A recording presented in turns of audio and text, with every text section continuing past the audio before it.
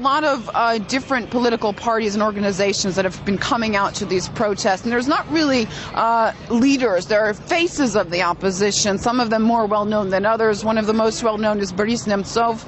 He is supported by Washington's National Endowment for Democracy. He wasn't as well received as 2 weeks ago. Of course, that might have something to do with a recent phone recording scandal in which conversations he had on his phone were leaked to Life News, and there you could blatantly hear him rudely speaking about other opposition leaders. In fact, he was booed a bit by some of the people standing in the crowds, perhaps because he called some of the protesters hamsters. Probably the biggest speaker of the day was Alexei Навальный. He's really the rising star of the opposition.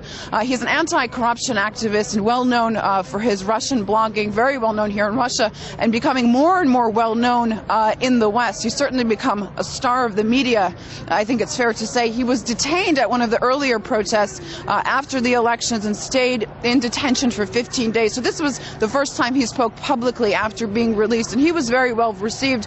What you don't hear a lot about Navalny is his nationalist trends. If you ever go and read his blog, you can read about some of his movements. In his words, what he's calling for is for more and more people to come out to these next protests that are being planned. He called for 1 million people to come out onto the streets. Certainly there is a feeling that crowds will continue to come out until their demands are met.